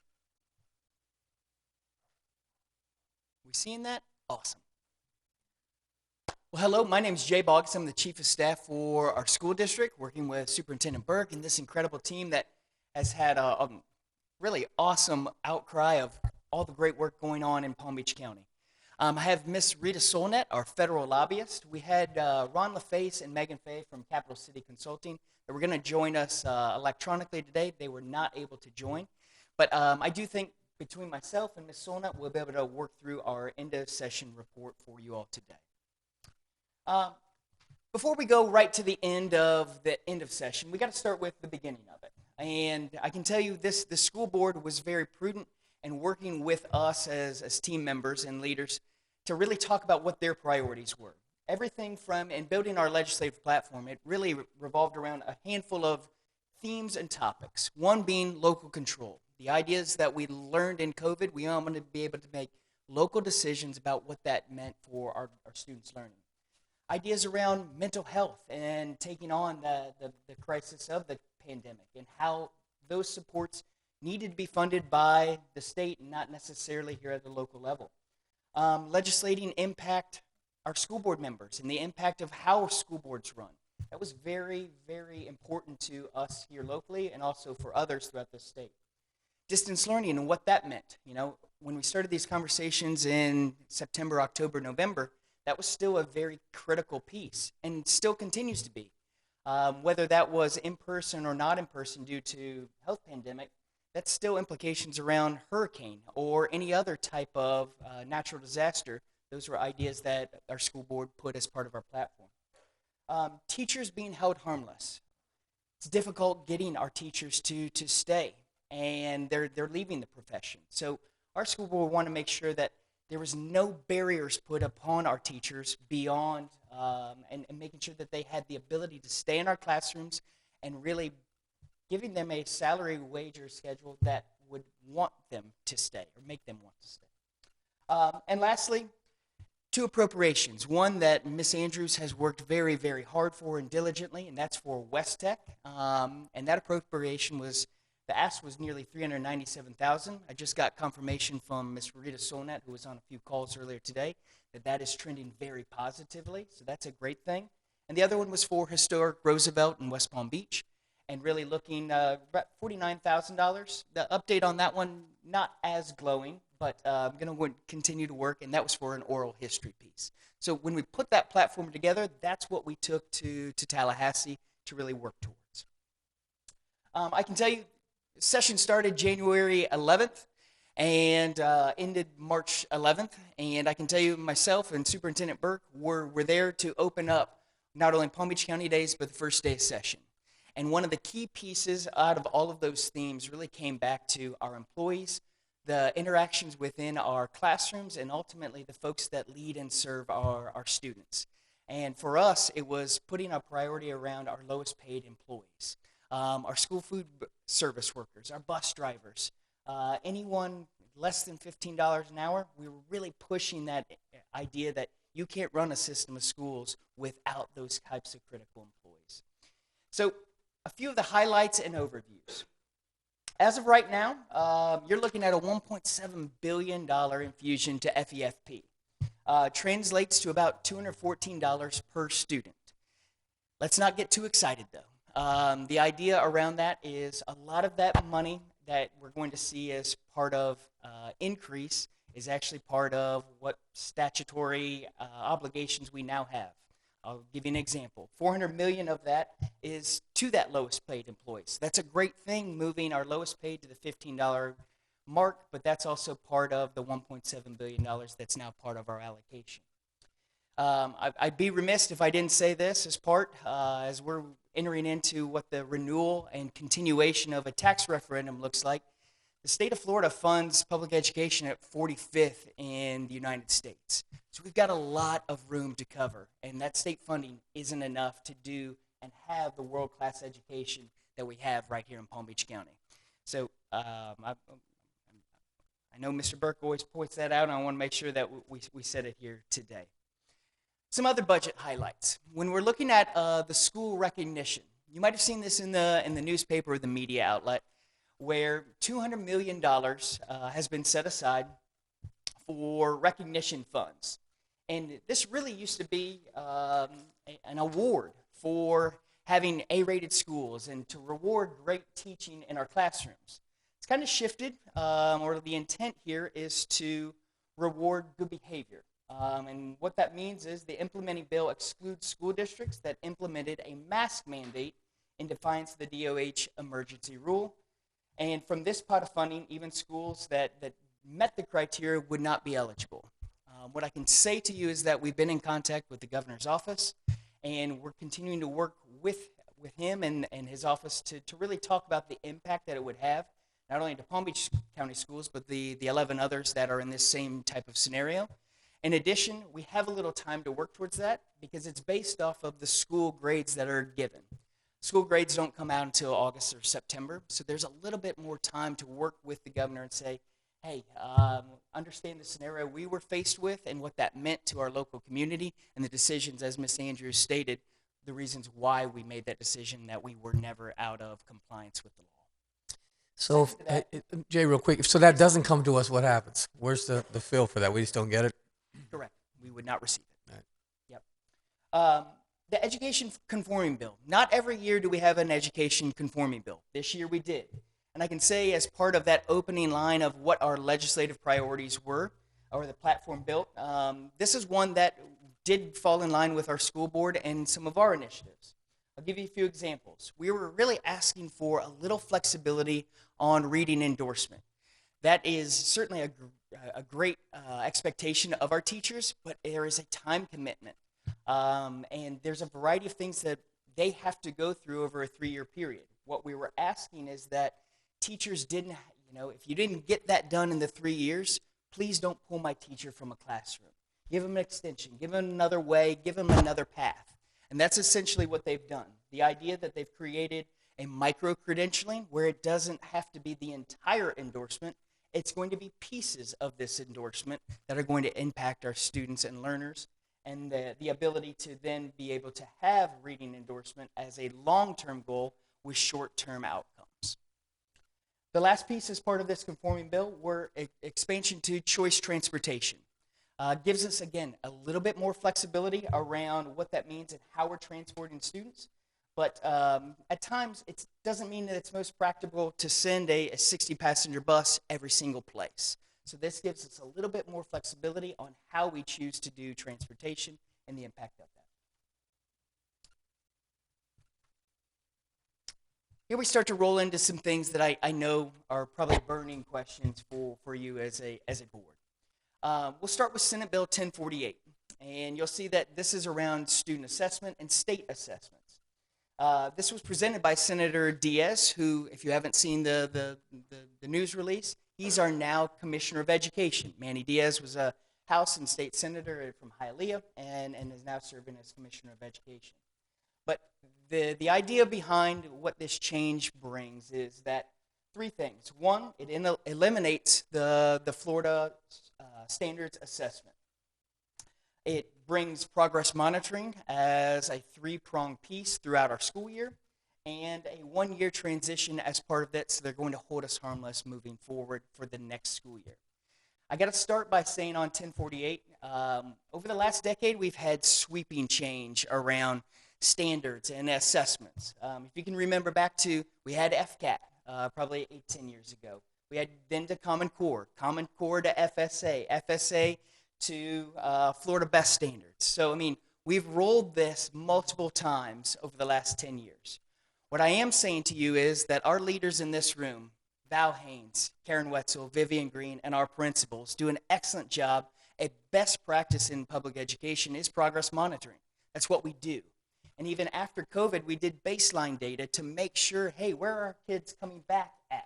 So this isn't like a unique idea that came out of nowhere. This is what great educators do on a daily basis. So this is a 3 beginning, middle, and end type of approach. And this is the information that we have to this point on 1048. We got another test coming with another F name of it, or are we just, where are we? I can't say another F name. What I can say is that the beginning, middle, and end approach is how we're taking on this progress monitoring. Would I say that it's a complete overhaul? It doesn't sound like that to us at this time. So the assessments still begin with funding and everything else it's tied to, correct? Well, clarify your question. So from this assessment, these standards and outcomes that come from this, right, are part of a funding model to the school, or part of the requirement for them to have it to a certain standard, benchmark? Do I still think we'll have A through F? Yeah. Certainly. Okay. Yes. Thank you. Okay. HB 1557. This has certainly made traction both in our state, nationally, and even internationally. The Oscars and Disney to accompany. This is what we're calling Parents' Rights in Education. Representative Hawkins submitted this bill, nicknamed the Don't Say Gay bill. Let's get granular on what it means and the impact that it has. It adopts procedures for notifying parents if there is a change in the student's service or monitoring. It says that the school district may only withhold information from a parent if a prudent person would reasonably believe that disclosure would subject the student to abuse or abandonment, and that the bill prohibits instruction on sexual orientation or gender identity in grades kindergarten through grade 3, or in a manner that is not age appropriate or developmentally appropriate for students. I know Ms. Sullivan spoke a little bit to the superintendent on that. We've been steadfast that we will be in compliance July 1, and building a task force and taking on with our deputies and our CAO and a variety of others on what that rollout looks like.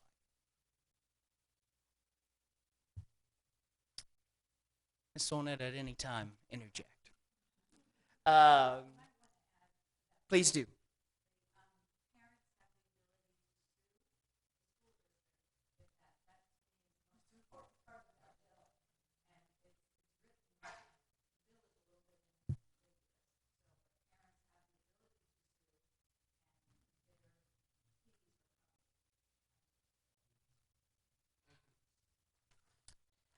Moving to the individual freedoms. House Bill 7, also known as, I think it was referenced earlier, the Stop Woke Act. What does this do and the impact of this legislation?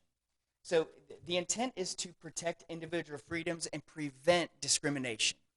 And as part, for us, both as an employer, for you as an employer, it has impact. This is beyond just educational. This is for employers. And I'll read an aspect of it.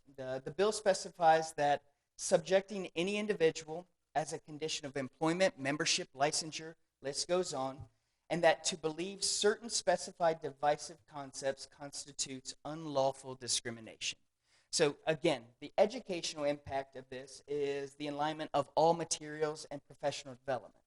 So what we're really taking a look at, accordingly, the bill requires that instructional materials, and professional development align to this idea. And as the superintendent said, we're not teaching CRT in our classrooms. That's not part of state-adopted curriculum. But I am saying the impact goes farther than education or the intent. And as a result, I want to make sure that we're all aware of that today. HB 758. Education coming kind of around charter schools. We in Palm Beach County have nearly 50 charter schools and 20-some thousand students that attend a charter school. So felt it prudent to put that on here as well. The idea, this was 5 years in the making for Senator Diaz. He wanted an alternate authorizer, that essentially a charter school didn't have to go necessarily to the local sponsor, could go to the state entity and be approved for their charter. The formation of what they're calling the Charter School Review Commission is what that has turned into. It's the ability for a charter to have two options. One, to have their charter approved here locally, or to take it to this Charter Schools Review Commission, and the ability to have that here locally would then be approved by an outside state entity. That's concerning, Jay. That's very concerning. Listen, we've got great principals back there. We got great charter schools here, right? But to have someone who doesn't understand the programs that are already here, what's here, for them to be approving something that's within our communities is disturbing to me. They have absolutely zero context on it. So how do we feel about that as our group? That bill, how do you feel about that bill?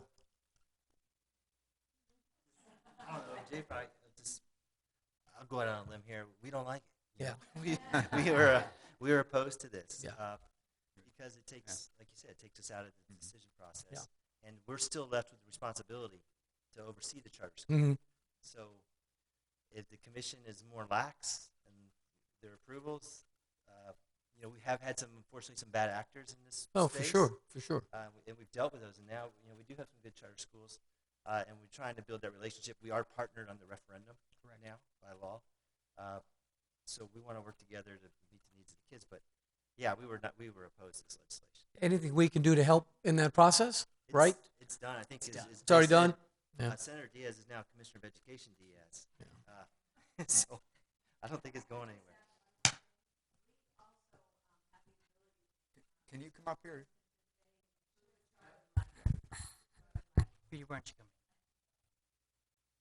We also have the ability to submit comments. So if charter schools, which we fully expect, will go directly to Tallahassee instead of coming through the school district to be reviewed and approved, we are told, and we really had to fight for this actually, we are told we'll have the ability to make comments as to whether or not we think it's appropriate that they be approved in Palm Beach County. But ultimately, the authority to approve now belongs to this Charter School Review Commission that sits in Tallahassee.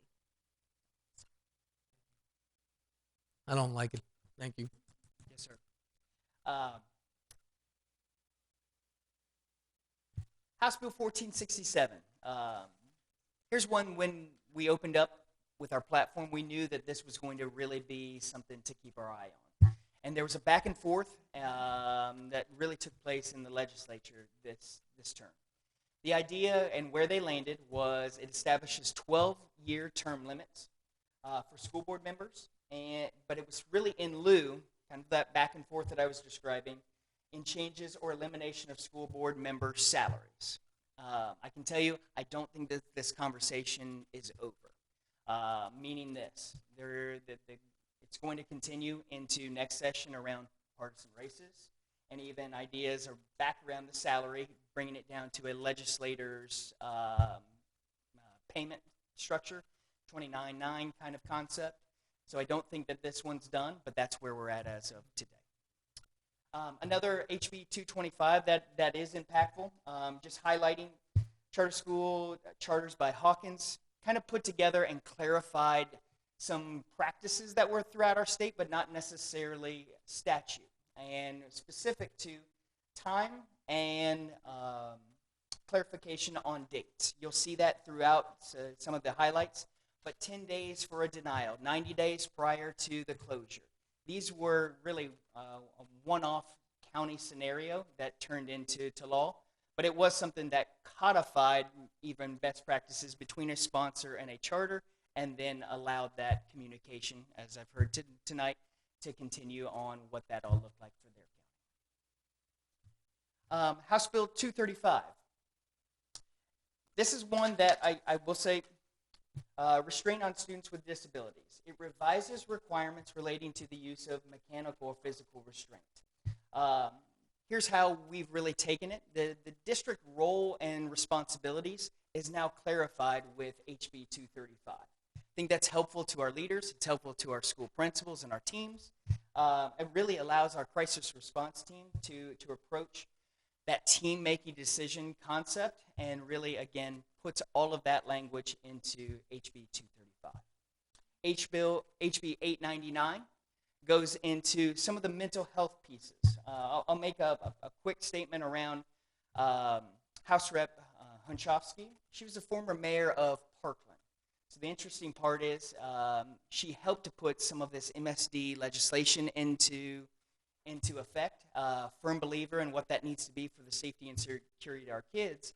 What she found out more and more is that charter schools weren't necessarily complying. So this bill is going to specifically state charters have to be in compliance the same way that everyone else does. And I think a key piece of this really goes into some of the involuntary examination data and really critical pieces for us as school leaders and how we work with our kids. So like they don't have coordinators, right? Mental health coordinators within their school systems and some of those things that aren't there currently today, right? Right. Yeah. We got two more, and we'll work through them. SB 1054, we highlighted financial literacy, and as the superintendent spoke to, the idea that from our students to our community, they're wanting to, how do I do this game called life? I think you're spot on to our kids having their side hustle. There's no doubt. And how do we better educate them? How do they take on student loan? And how do they take on opportunities in post-secondary without accumulating all this debt? Correct. And I think, again, this is part of the intent of SB 1054, that it becomes a half credit in this upcoming graduation cohort, and now is part of a graduation requirement. I'll move to HB 921, campaign financing. This is one that our legal team and even outside legal counsel are kind of working through, because it's essentially saying, excuse me, that you're not able to use the funds the way that you used to towards, let's say, a referendum. And so the best I can give you right now is that our legal teams are working towards what that review process looks like. And I can certainly say we're working as fast and furious prior to July 1st on all of those aspects to make sure that we get that right. Last but certainly not least, school safety. And this is always one that we take near and dear. I put as much into this as possible because it's a lengthy bill, but really it clarifies and enhances the Marjorie Stoneman Douglas legislation. I'll highlight a few pieces, but that there's clarification put around family reunification. That emergency drills, our timing and frequency and participation, those are all spelled out. That active assailant drills have to be documented and a part of every school's processes. That we have a mental health crisis intervention training for our sworn officers, receive training on incident response and de-escalation. And I think the biggest key piece that, as Ms. Solna and I were preparing, is that the MSD Commission will now be guaranteed all the way to July 1st, 2026. So it's an extension of that, and that authorization will stay in place, which from what we've seen from the MSD Commission, they've been very valuable in making sure those safety and security aspects are in place, not only in this county, but throughout the state. Jay, the one part about that, we do lots of drills with students. We don't do any drill with parents, who are the number one piece that really keep a situation more worse than it ever could be. And I think at some point there needs to be at least one drill with parents and kids that we all understand where to go, because the texts always go through and the parents are the most impeding thing to school safety. They're coming to the place that's there. It makes absolutely zero sense. I know our principal from Crestwood, she understands that as well, right? That they all came there. If we don't include the parents in how these drills happen, it will just be, we had kids jumping over cricks and over things just to get out, right? Instead of, because the parents were there waiting for them. That's the biggest impediment to safety. So it might help to have just a knowledge-wide, how do we do this as parents? Where do we go? What are these pieces going to do, right? Because I think that's the part we miss.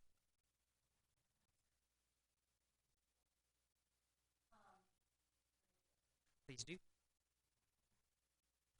And that's a great point. And so just so you know, this year we actually had reunification drills where we used several campuses within each of the regions throughout the district to do like a mock reunification and practice what that would look like, so that the schools are able to identify the places where the parents go, how to communicate everything out. And we actually had students that we matched up the parent with the student, and using our system that we use, we have an app for that. So we did do that work this year. We have not practiced in every single one of our campuses, but what we did do is that we invited other principals from other campuses to come and watch and observe where the practices were being held. So you had actual parents from that school be involved, right? Yes. Well done. Well Yes. done. So it's a work in progress. Yep. Thank you. We can Well only done. get better. Well done. Thank you, Ms. Haynes. Any other Madam questions? Mayor? Yes. That concludes the legislative wrap-up. Is that everything? No, sir, it's not. It was a hefty session, but I think we tried to bring you the most impactful pieces that our team, our leadership, our superintendent are working through, along with our school board and our school leaders. Listen, Jay, Ms. Solnit, it's very valuable to us. It really is. It's so much to hear what's going on, and thank you for your advocacy. Do you have any questions for Jay or anybody? Just a quick question about Yes, the next local ballot and I'm thinking Tax referendum? the tax referendum Yes, ma'am. renewal. Will you be coming back or giving some updates in future meetings just so that we can help communicate those benefits out to the community? 100% we'd be glad to do so. Just as of last week, superintendent spoke before Board of County Commission and had that ballot language approved 7-0 by our county. And so we'll be moving that to the November 8th ballot. Okay.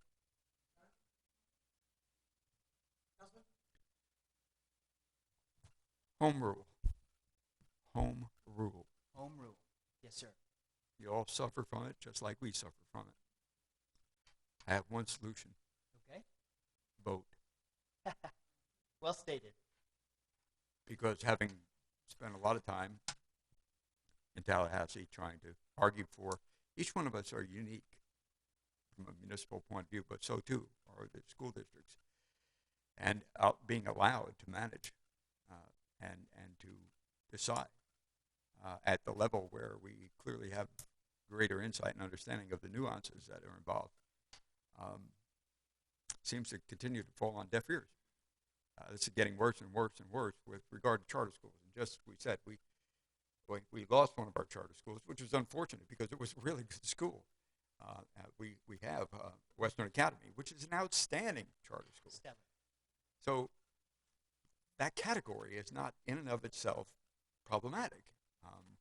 Niche, all of that kinds of stuff, there's plenty of need that could be met.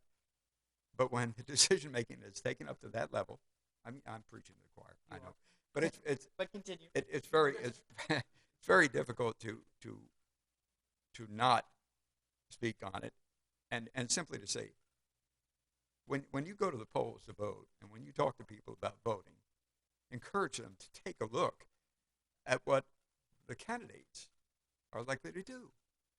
Because at the end of the day, that's what's going to make the difference. And all of the great arguments, all of the individual pleas, all of the great examples, and we're always encouraged, bring up there a specific example about the impact on the village of Royal Palm Beach. I could be talking right to this pillar. Not that we don't do it, and we will do it, and we'll keep doing it. But the answer is really put people in the positions of decision making at the state level who are willing to allow us to do what we do best, both at school district level and also at the city level. So I'm finished. I got to stop him because he's pretty passionate about that one. Just a little bit. Thank you, Jay. Thank you, Ms. Solnit. Yes, sir. Thank you, Val, for bringing. It's amazing. Thank you guys for all you do. Ms. Whitfield, would you like to say something? We'd really love to hear from you. Oh, I just waited till you were looking for do business. It's okay. I'll just stand here for a second. I just want to say thank you guys so much for allowing me. And we have Mimi May, our chair of the Lake Worth Beach brand new formed education task force. And in the back, we have Sylvia. Sylvia, I forgot your last name. What is it? Okay, Sylvia.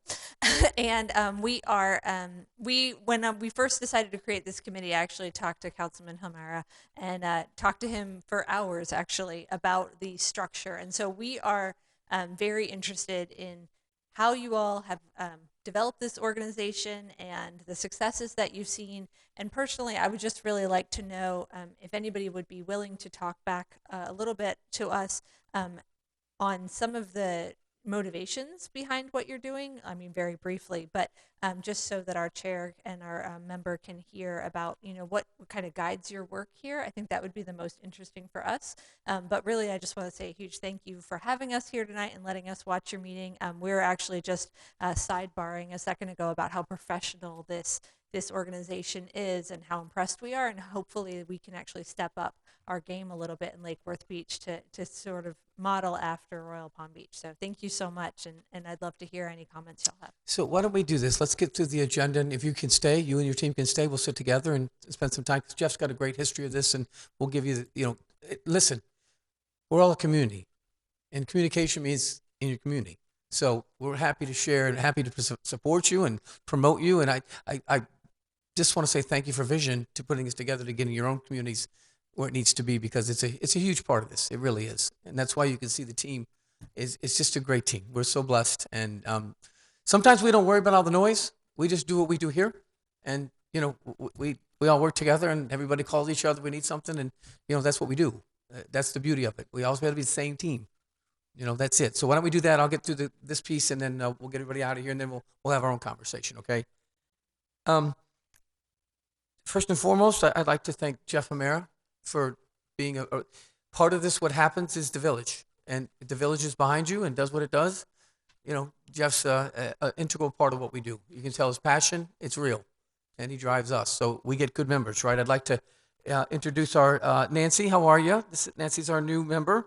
That's Pinea, right? Nancy, can you tell everybody just a little bit about yourself?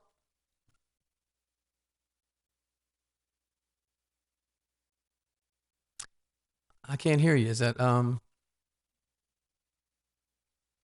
is your not working? Your mic not working? Hang on just a second. Oh, that's okay. Can't hear you. Okay, well, we can't hear you, but we'll see you in person soon. So I'm so sorry, but we're happy you're here.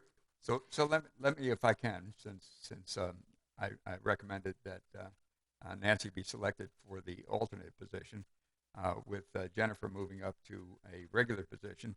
Just simply say that we're very fortunate to have Nancy involved. She brings 40 years of experience in teaching in Palm Beach County.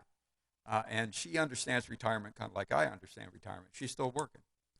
So she continues to teach online, and what we bring by finding amazing folks here in Royal Palm Beach to this Education Advisory Board is quality and the working toward what I think is the most important thing, good relationships with our schools. You know, anyone who knows anything about cities understands that when people are looking to decide where they're going to live, they look at the schools. I mean, if it's not number one, it's definitely number two.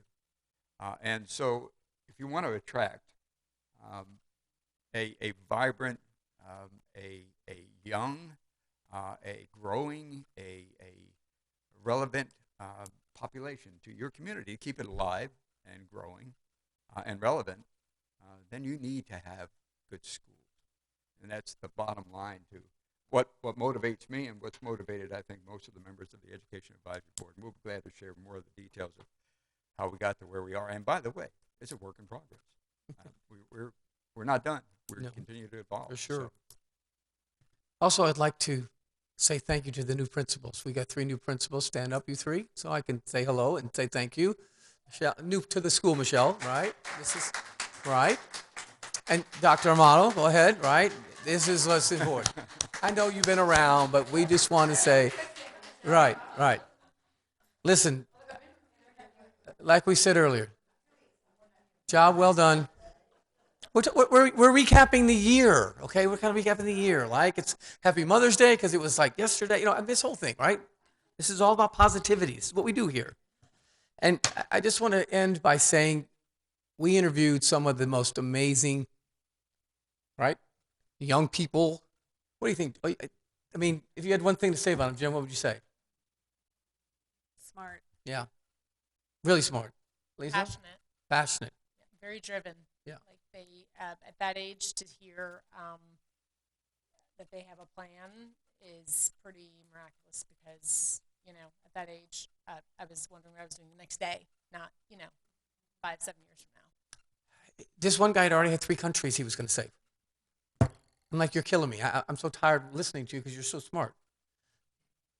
But what happened to them, what they wrote down, they sold themselves short.